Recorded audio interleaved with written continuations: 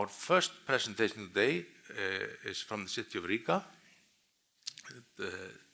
Diāna and Sandra will present their excellent work for creating geo products for the city and its citizens, and they are continuously adding and also enriching the data sets that they have. So please.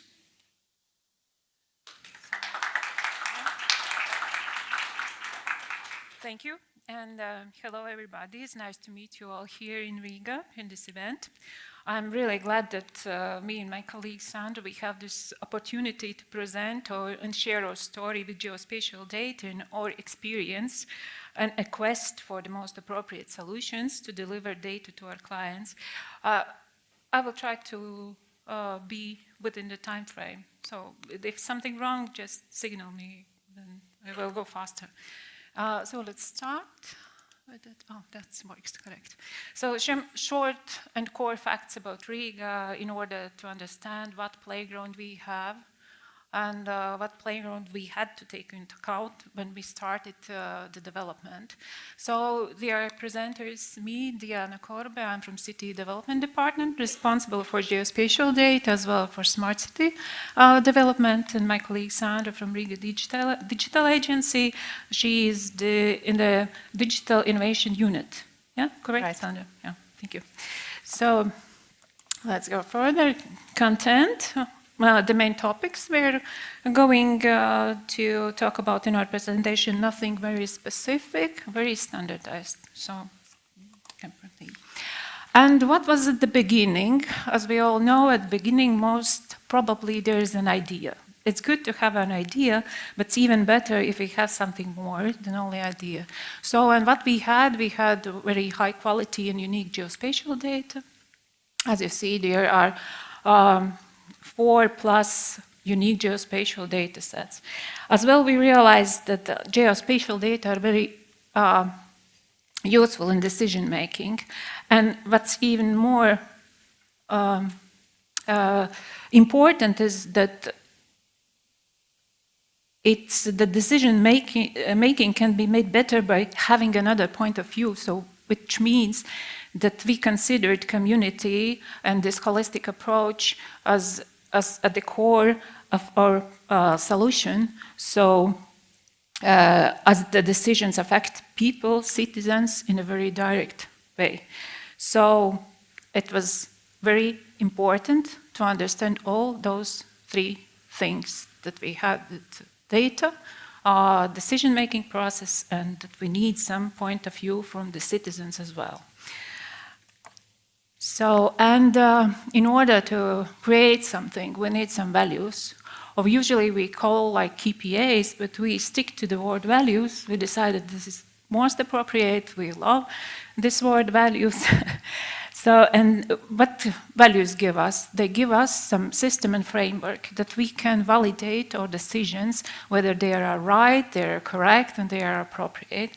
So what are our values? Accessibility, of course, data accuracy and interoperability, as well cost effective. People love when we talk about some cost effectiveness, some money, that we can save something. I think it's always a very important thing. And the result, we created GIS system, of course. We call it GEO RÍGA. Yeah, because it belongs to the municipality, and so why not GEO RÍGA?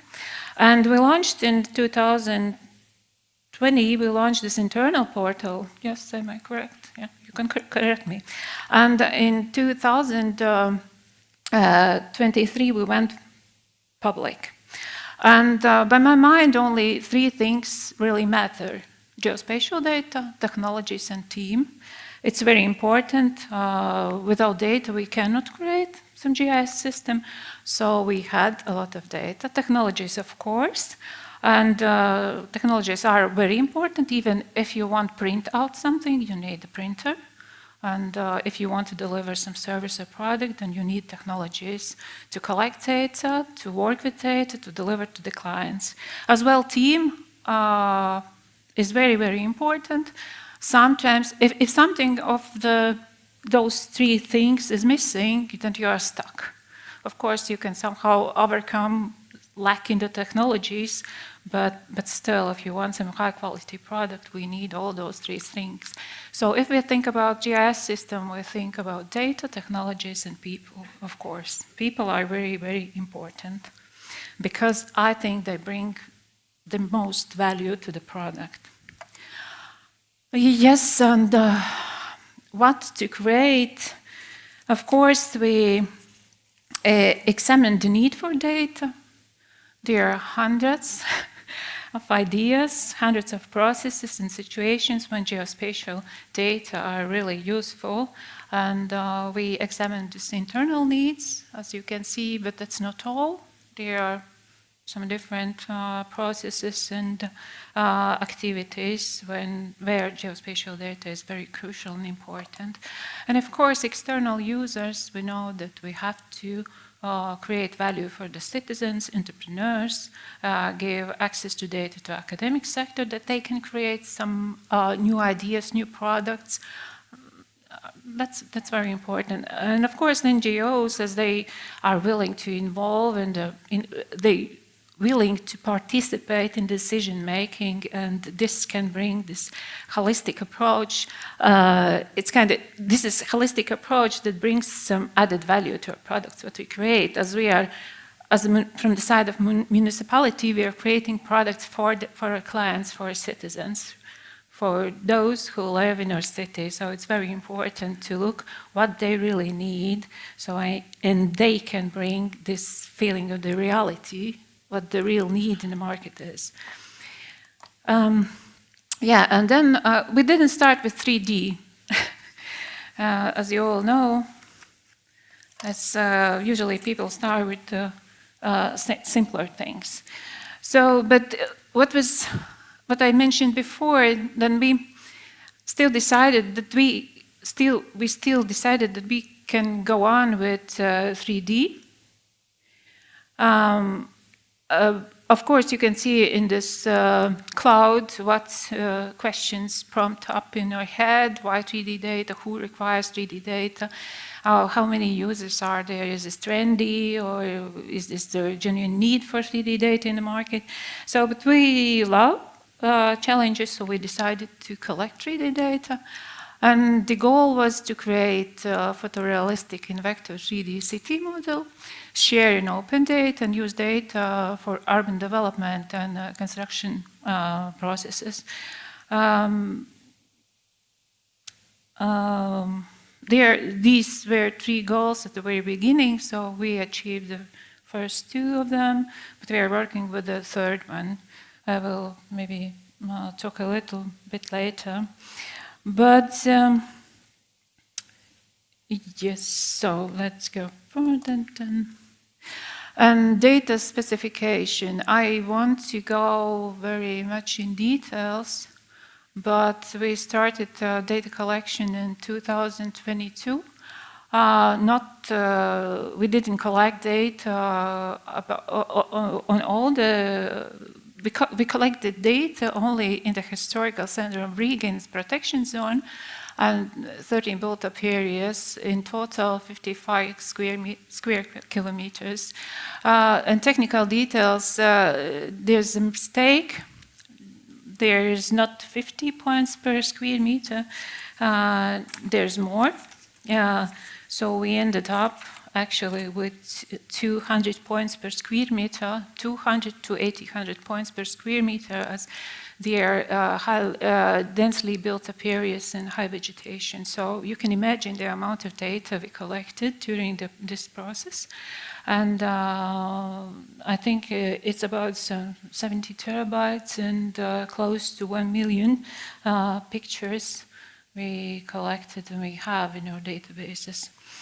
And products, 3D reality model, point cloud, vector model, DTM, and orthophoto maps.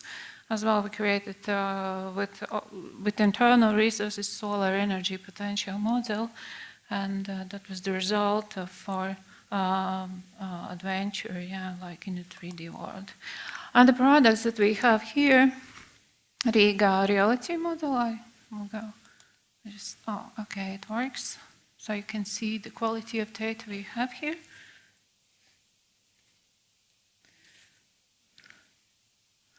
It's quite good and precise, but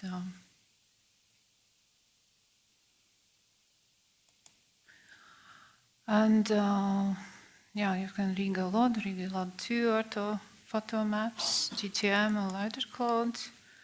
So you can imagine how big the data are and what resources we need to perform our work and create the products from the data we have here. 5 minutes. Oh my God, I'm rushing. So then about some technical details. Yeah, the time is running out. I will continue with some statistical data. So, as mentioned before, the Riga Municipality has more than 400 different geospatial data sets, and over time we have collected a huge amount of vector and raster data, but the challenge, as Diāna said, was 3D data and choosing the most appropriate location for data storage. So, as it's a raw format alone, they occupy approximately 60 terabytes, and this is not covered all area of Riga. And we prepared 3D products that are in size approximately 20 terabytes.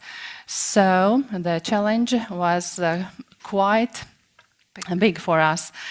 And our goal was not only to create 3D products, but to offer them for downloading. So when we planned our infrastructure, we considered several factors.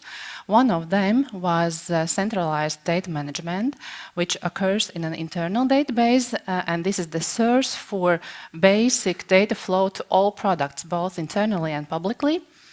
The other consideration was maximize, automate all processes and avoid manual operations as much as possible. Since we already had an infrastructure for internal portal, we didn't change it. We opted to build our public portal on Microsoft Azure using ArcGIS Cloud Builder, and this helped us to automate all preparation for a public geoportal infrastructure. So we deployed also GeoServer, which provides us cached raster service publishing. And as I mentioned, the main challenge was 3D data, and in our case, the most suitable environment for publishing 3D products was ArcGIS Online. So this is about our architecture, and let's talk a little bit about our journey, our roadmap. We started our journey at the beginning of the century, but let's not look back that far. In 2022, the decision was made to expand the use of internal geoportal and to create a public portal. And the last year, in February, we launched our public portal, publishing the first of a little bit more than 100 data sets. In the summer, we published the first 3D data products, and in the autumn, we offered the opportunity to download also geospatial data in various formats, such as GeoPackage, Shape, and others. And currently, the Riga's 3D data, Load 1 and Load 2 models are also available for downloading in various formats. So our development of the portal and 3D Riga doesn't stop, it's evolving, and we already have plans for next products, which we will cover in the next slide. So I will try as fast as I can. Yes, what's next? New products, new ideas, new use cases. We continue to integrate BIM models with our data. We have a close cooperation with the real estate developers. They are willing to provide data about their construction ideas. So we are trying to put them together and open up to the public. It's very important for the municipality, of course, to see what's going on in the city. And it's even better when you can see this in a 3D. Digital twin surface, I think that's the easiest part. We have done something already, some digital twin 3D underground. That's too complicated so far, but we are keen to go for this idea, as this it's very important for the development processes, as if we can see data in 3D, what's underground, we can mitigate some risks and make this construction process more effective. New data layers, bridges, overpasses, newly built railway lines. As you know, in Riga there is Rail Baltica going on. Yes. So, and as well the planned construction in order to understand the volumes of the construction in the city. And about team is very small, but sometimes small teams are very effective, cross competencies, where we can teach, we can learn, so we can communicate. So yeah, they are my colleagues here, you can see them. And what's important, I think, those lessons learned that we have learned during our journey, that if we think about the geospatial data, we have to keep in mind that it's always, we are thinking about large size and amounts still. Yeah, that's a problem. So if you are aware of that, then you can look for the solutions, how to deliver data to the clients, and limited suppliers' capacity to process data. Yeah, that's not always, there is a capacity in the market that can provide, they can do good job, very good money. So prices are still high, but it's getting better, I think, as there are emerging new service providers, so, and who learn during the process, and they can then apply what they have learned to the next projects, of course. Still, I should say that municipality so far don't have this bargaining power that big, but I hope it will change. Of course, engagement needed from the municipality, as well the understanding of the geospatial data and the benefits it can bring to the decision making in all the processes that we have here. Infrastructure financing needed to ensure quality of service, of course, so it's always about money. You have to take into account. And what's very important is that there is a knowledge gap and the training is needed. As we know, technologies develop very fast. If you take a look in the LinkedIn, you can see almost 100+ new solutions. My brain, like, I even can't read it. Sometimes I think when people sleep, it's like 24/7. I can even read through all the solutions. Somebody created a script, put the idea in the LinkedIn, so yeah, what to do with that? I don't know. I have no even idea where to put this script. To give me some advice what to do with all that. And the constant development, it's as we used to say that GIS is not bread and milk or bread and beer that you need every day. So it's always about developing something, thinking, breaking boundaries, and creating some new ideas and new services. But to create the new services, we have to understand the needs of our client. And I know there will be people who won't agree with me that 3D is not a remedy, but I still think that you don't always need something in 3D.